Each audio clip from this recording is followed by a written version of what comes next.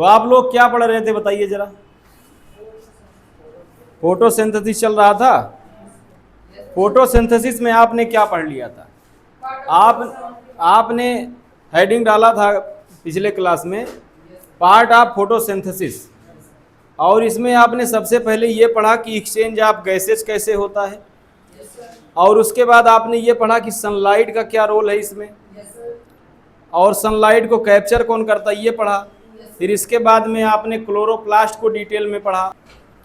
इसके बाद आपने हेडिंग लिखा था कि स्टोमेटा जो होता है वो कैसे वर्क करता है। तो हेडिंग आपने क्या लिखा था?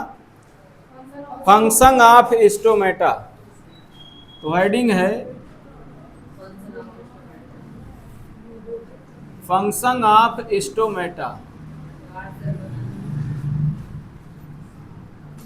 अब सभी बच्चे ध्यान से देखें, इसमें हमने आपको बताया था कि एनसीईआरटी में देखिए ये वाला पेज, सभी बच्चे देखिए ध्यान से। इसमें देखिए यहाँ पर फिगर बना हुआ है, स्टोमेटा कैसे वर्क करता है, यहाँ पे इसका फिगर बना है। और इसी के प्रीवियस पेज में देखिए यहाँ पे भी कुछ फिगर बना है। दोनों का हेल्प लेकर आपको समझाते हैं। तो जैसे अगर ये वाला बनाया जाए, मान लेते हैं ये वाला फिगर यहाँ छोटा सा बना दे रहे हैं।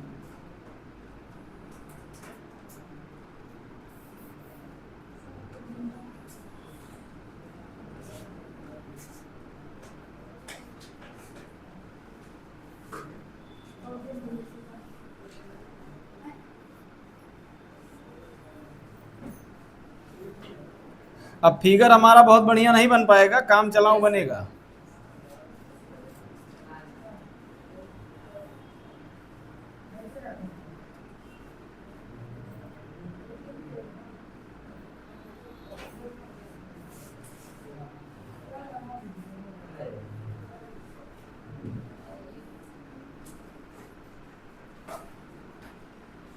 ये हमने एक फिगर आपके सामने बना दिया है, और यहाँ पे आप देख रहे हैं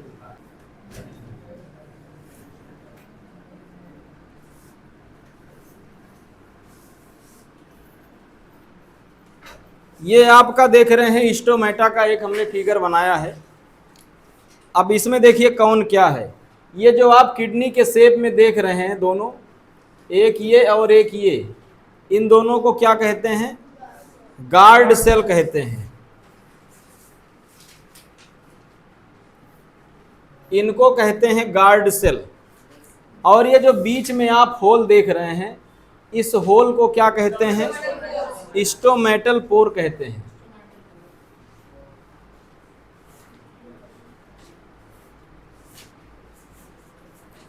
अब ध्यान दीजिए, ये जो धब्बेदार यहां दिख रहा है आपको, ये क्या है? क्लोरोप्लास्ट है।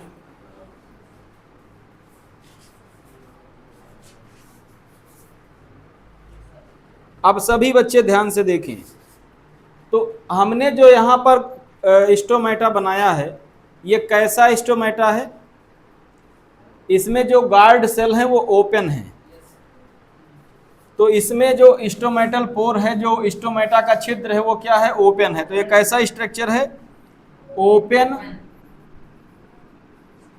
Stomatal pore. अब ध्यान दीजिए, ऐसे ही अगर हम क्लोज का बनाना चाहें तो कैसे बनेगा? ध्यान दीजिए, इसमें हल्का सा तिरछा करना है, बस ज्यादा नहीं।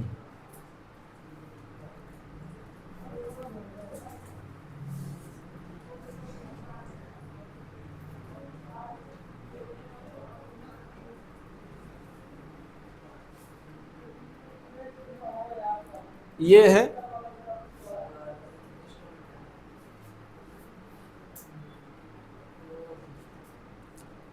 ये आपका कैसा स्टोमेटा है? जिसमें स्टोमेटल पोर क्या है? क्लोज हैं।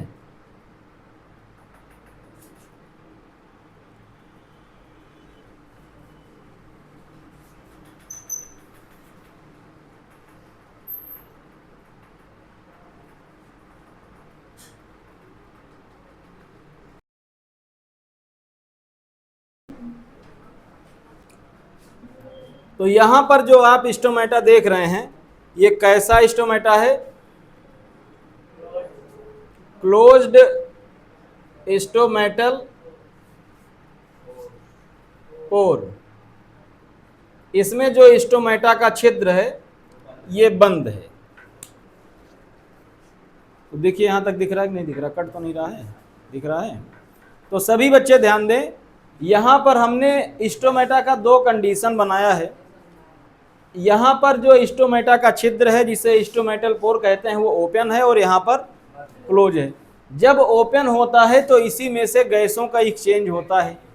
अब आपको ये जानना है कि कब ये ओपन होता है और कब ये क्लोज होता है।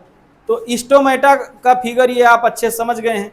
अब ये वाला फिगर हमने बना दिया है। अब आपको यहां समझना, यहां अब ये स्टोमेटा इतना छोटा संरचना नहीं होता है। यहां पे आप देख रहे हैं ये जो गार्ड सेल है ये कभी खुल रहा है कभी बंद हो रहा है।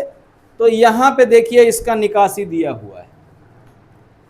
ये पूरा आपका एक लीफ का स्ट्रक्चर दिया है और जो ये गार्ड सेल है मतलब स्टोमेटल पोर जो है वो यहां पर देखिए रास्ता दिया गया है।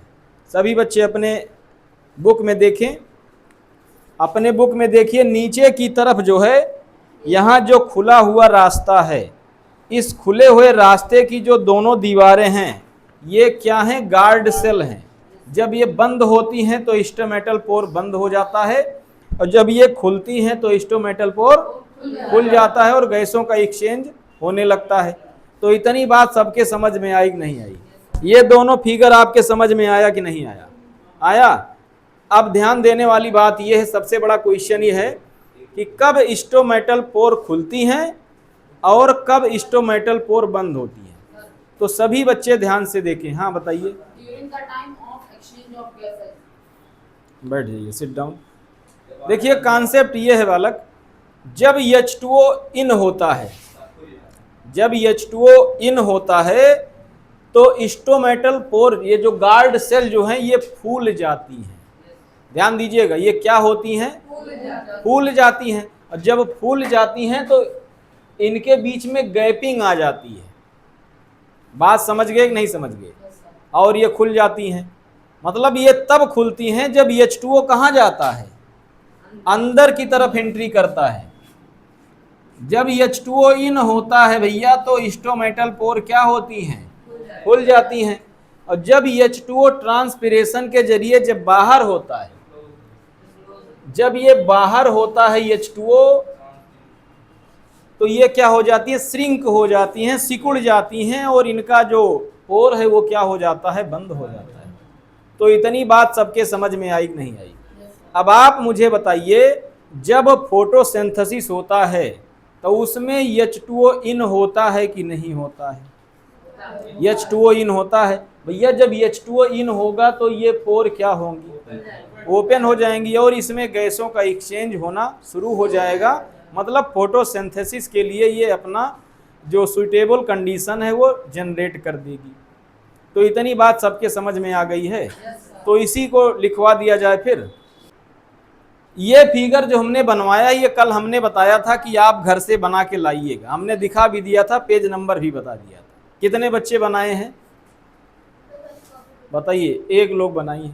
ऐसे लापरवाही तुम लोग करोगे? बोर्ड का एग्जाम देने जा रहे हो और अभी इतनी लापरवाही। हाँ ये वाला फिगर भैया कॉपी में बनाना। ये हमने केवल बुक का ही यहाँ पे बनाया है। इससे बढ़िया फिगर बुक में बना है, वहां से आप देखकर बना लीजिए। कलर में भी आप बना सकते हैं। तो चलिए इसके बारे में कुछ लिखना स्टार्ट करिए कि स्टोमेटा वर्क कैसे करता है। तो पॉइंट वाइज लिखना है। हेडिंग आपका क्या पड़ा है पता है ना? हेडिंग क्या है आपका पता है ना? फंक्शन ऑफ स्टोमेटा यहां पर है। अब ये फिगर बनाने के बाद में अब पॉइंट वाइज दो चार पॉइंट लिखिए। पहला पॉइंट लिखिए, स्टोमेटा आर। अब एक बात और समझिए, ये जो आप देख रहे हैं इसका असली नाम स्टोमेटा नहीं है, स्टोमा है। इसका नाम है स्टोमा। जब बहुत सारे स्टोमा का जिक्र होता है तो इसको कहते हैं स्टोमेटा। स्टोमा मतलब सिंगल और स्टोमेटा का मतलब बहुत सारे, ये उसका प्लूरल फॉर्म है। समझ में आ गया सबके? तो चलिए लिखिए स्टोमेटा आर, इसीलिए देखिए स्टोमेटा के लिए आर लिखा है। इंग्लिश ग्रामर भी इसमें देखते चलिए। सिंगुलर होता तो क्या लगा होता? इज लगा होता। Stomata are little openings, stomata are little openings, और ब्रैकेट में लिखिए pores, PORES, pores, bracket close, on the lower epidermis, on the lower, LOWER, lower epidermis, EPIDERMIS, epidermis of the leaf, of the leaf. तो इस point में हमने आपको यह बताया कि स्टोमेटा होते क्या हैं। अब अगला पॉइंट लिखिए,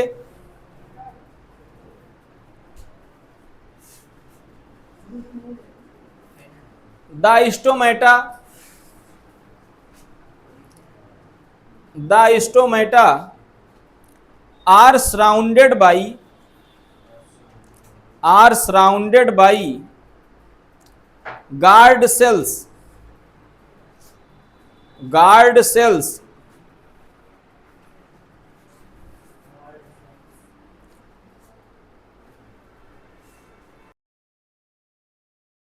which allow the plant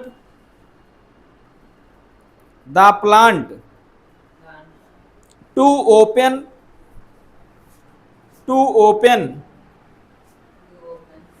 and close, to open and close the pores, PORES। अगला पॉइंट लिखिए, अगला point,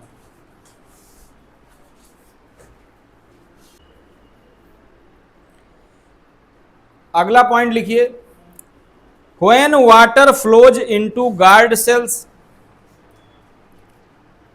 when water flows into guard sales,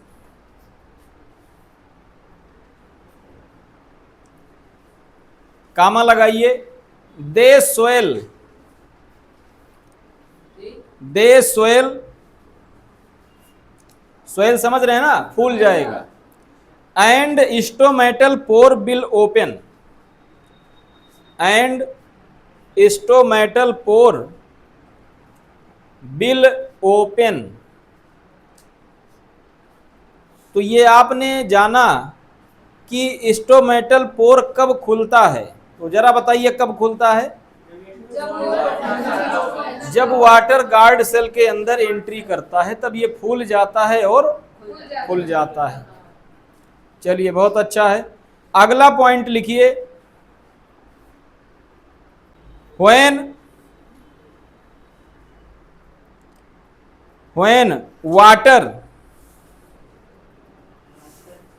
water goes outside the guard cells, outside the guard cells, bracket में लिखिए transpiration. ये घटना क्या कहलाती है? ट्रांसपिरेशन कहलाती है। तो जब गार्ड सेल से बाहर जाता है वाटर तब क्या होता है? आगे लिखिए, कामा लगाइए, guard cells shrink, SHRINK, guard cells shrink, SHRINK, shrink का मतलब सिकुड़ जाती है, and become straight, STRAIGHT, straight, straight का मतलब सीधी हो जाती है,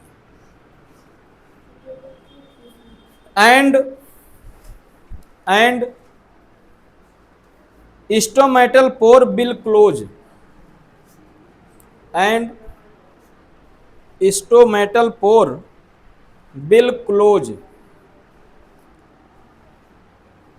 अब सभी बच्चे ध्यान से देखें, जब ये ओपन होती हैं तो ये किडनी के शेप में रहती हैं, कर्व शेप में रहती हैं, लेकिन जब ये क्लोज होती हैं तो ये क्या हो जाती हैं, सीधी हो जाती हैं, स्ट्रेट में आ जाती हैं, और इनका जो स्टोमेटल पोर है वो क्या हो जाता है, बंद हो जाता है।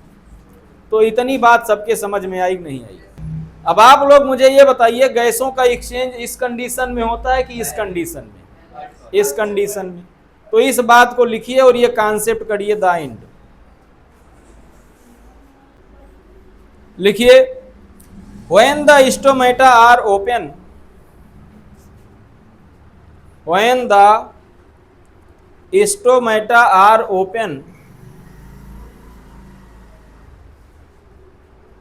कामा लगाइए, CO2 diffuses, CO2 diffuses, DIFFUSES, diffuses into the cells,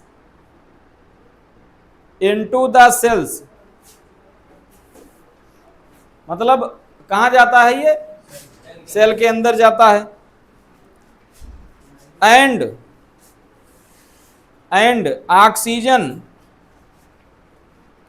oxygen bracket में लिखिए product of photosynthesis, product of photosynthesis, जो कि फोटोसिंथेसिस से बनता है, ब्रैकेट में लिखिए product of photosynthesis, product of photosynthesis, bracket close करिए। आगे लिखिए moves in the opposite direction, moves in the opposite direction।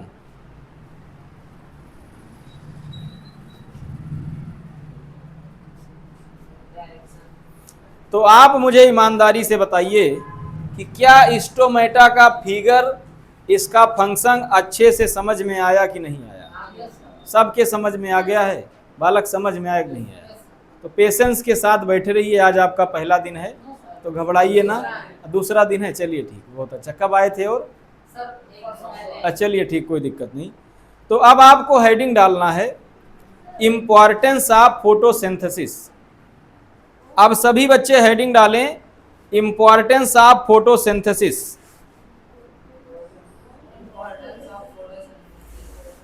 अगर फोटोसिंथेसिस ना होता तो क्या होता? सभी बच्चे बताएं। अब सभी बच्चे ध्यान से देखें इधर, अगर फोटोसिंथेसिस ना होता तो क्या होता?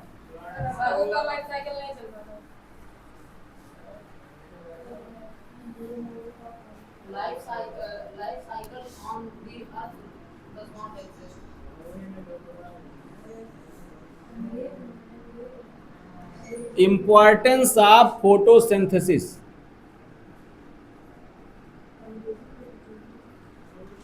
तो फोटोसिंथेसिस का जो है 4 यूज है। सभी बच्चे ध्यान से देखें, आपने कल्पना नहीं किया होगा कि फोटोसिंथेसिस का इतना तगड़ा यूज आप पढ़ेंगे। फोटोसिंथेसिस 4 काम करता है। क्या करता है? सबसे पहले दुनिया को खाना प्रोवाइड करता है। तो फूड फॉर ऑर्गेनिज्म, इसका पहला इंपॉर्टेंस है, फूड फॉर ऑर्गेनिज्म, खाना प्रोवाइड करता है। और दूसरा यूज क्या है? इन्वायरमेंटल बैलेंसिंग, मतलब इन्वायरमेंट को बैलेंस करता है गैसेस का एक्सचेंज करके।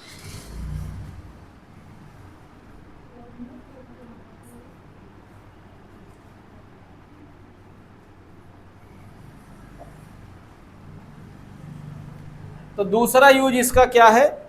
इन्वायरमेंटल बैलेंसिंग है। और तीसरा यूज इसका यह है source of energy. Source of energy, ये है तीसरा यूज। और चौथा यूज क्या है, देखिए ध्यान से, बायोजियोलॉजिकल साइकिल।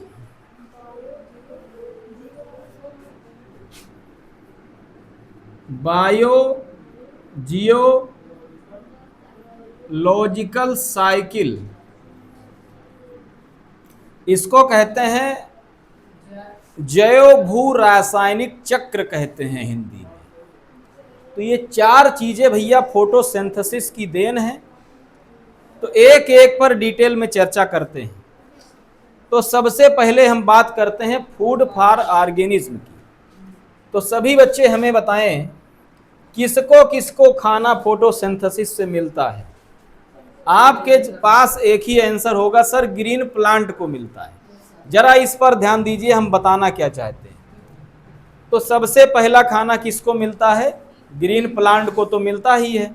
और किसके रूप में मिलता है, ग्लूकोज के रूप में। तो देखिए सबसे पहला खाना किसको मिलता है, ऑटोट्रोप्स को मिलता है।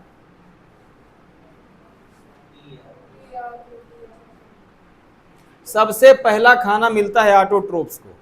और ऑटोट्रोप्स क्या करते हैं, अपना खाना खुद बनाते हैं। Autotrophs make their own food. और किस रूप में फूड रहता है, ग्लूकोज और स्टार्च के रूप में। बाद में बताएंगे स्टार्च में कैसे कन्वर्ट होता है। अब ध्यान दीजिए, तो फोटोसिंथेसिस से सबसे पहला फूड किसको मिला, ऑटोट्रोप्स को मिला। अब आइए हेट्रोट्रोप्स में। हेट्रोट्रोप्स में आपने पढ़ा होगा कार्निवोरस और हर्बीवोरस। हर्बीवोरस अपना फूड कैसे प्राप्त करते हैं बताइए।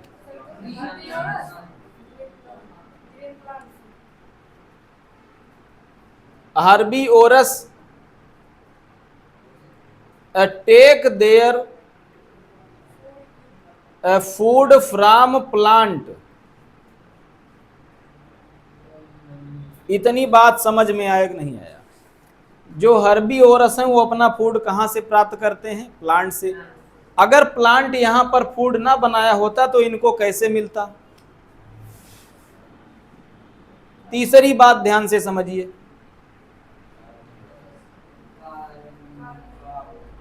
Carnivorous take food from other animals.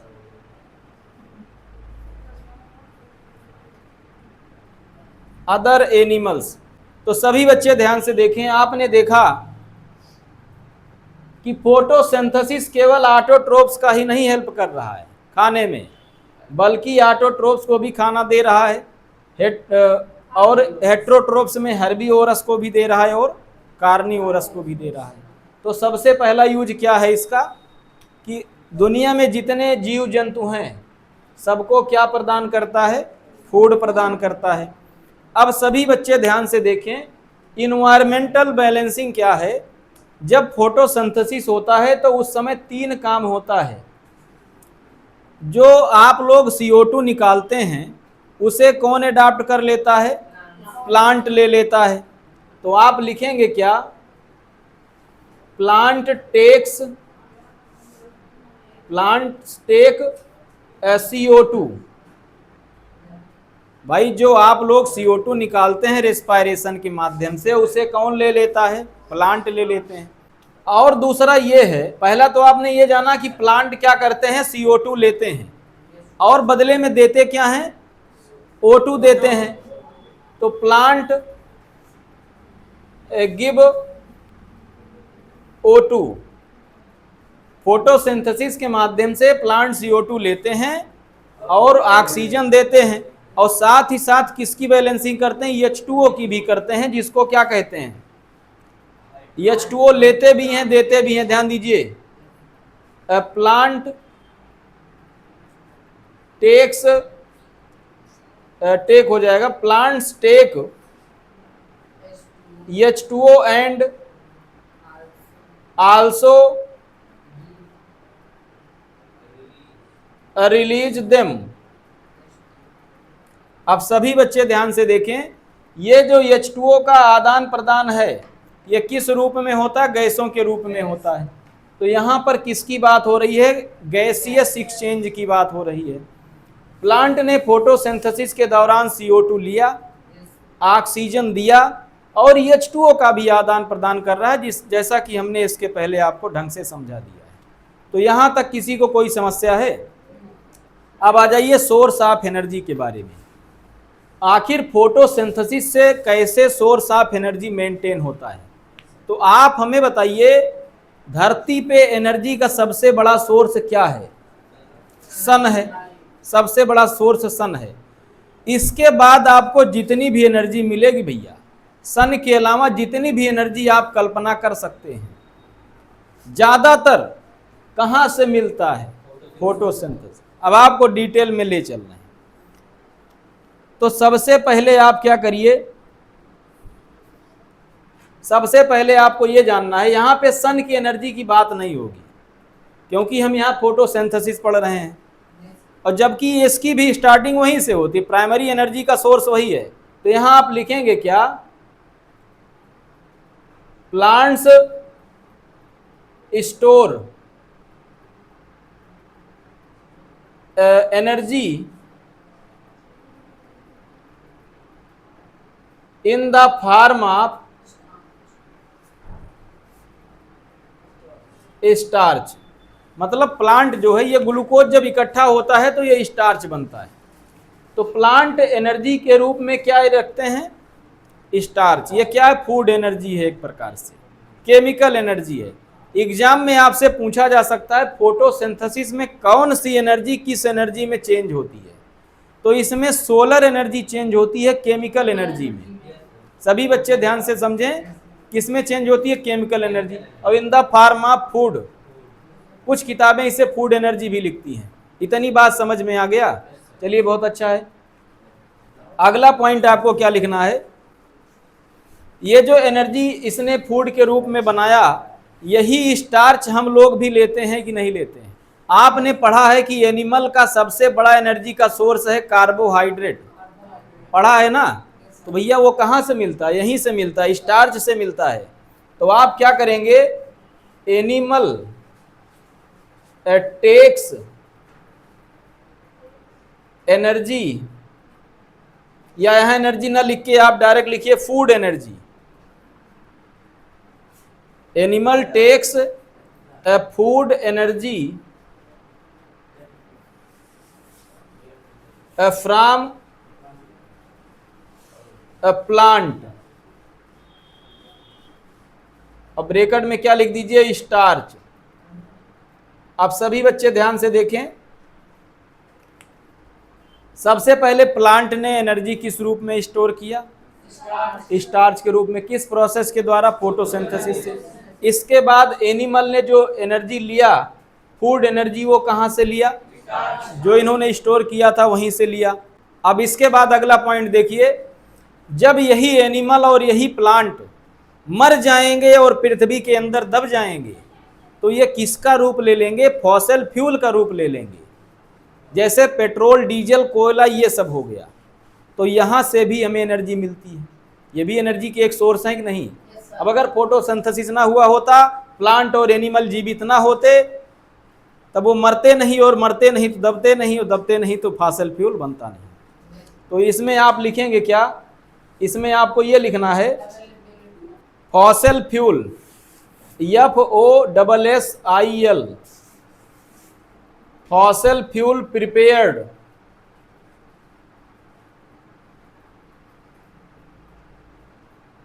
prepared from plant and animals। बस शॉर्टकट में इतना ही लिखना है।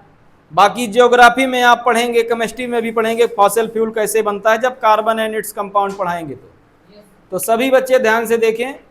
सबसे पहला एनर्जी मिला प्लांट को स्टार्च के रूप में, फिर इसके बाद में एनिमल ने उस एनर्जी को लिया, और फिर वहीं से जो है प्लांट और एनिमल दब गए और क्या बन गया? Fossil fuel. ये भी फोटोसिंथेसिस की ही देन है। अब इसके बाद एक और है, और वो क्या है? सपोज करिए गाय ने प्लांट के पार्ट खाए, भाई हरा चारा खाती है, प्लांट का पार्ट खाई, और इसके बाद गाय से मिला हमें काऊ डंक, गोबर जिसे कहते हैं, और उस गोबर से आप लोगों ने क्या बना दिया, गोबर गैस बना दिया, वहां से भी एनर्जी निकाल दिया। भैया अब सभी बच्चे हमें बताएं, अगर प्लांट फोटोसिंथेसिस से फूड एनर्जी ना बनाए होते और उसे गाय नहीं खाती तो काऊ डंक नहीं मिलता, और काऊ डंक से हमें एनर्जी नहीं मिलता। तो आपने देखा कि 4 तरीके से फोटोसिंथेसिस एनर्जी प्रोड्यूस कर रहा है। तो यहाँ पे आप लिख सकते हैं एज बायोगैस, इसको क्या कहते हैं, इसको कहते हैं बायोगैस, जिसे गोबर गैस भी कहा जाता है। एज बायोगैस फार्म्ड बाई काऊ डंक।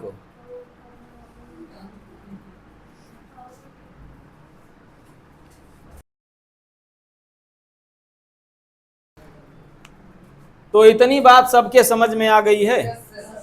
तो आपने 3 चीजें पढ़ लिया है कि फोटोसिंथेसिस से फूड कैसे मिलता है ऑर्गेनिज्म को, और गैस का एक्सचेंज कैसे होता है, और सोर्स ऑफ एनर्जी कैसे प्रोड्यूस होता है। तो ठीक है, फिर इसको जो है कल पढ़ा देते हैं, बायोजियोलॉजिकल साइकिल क्या होता है।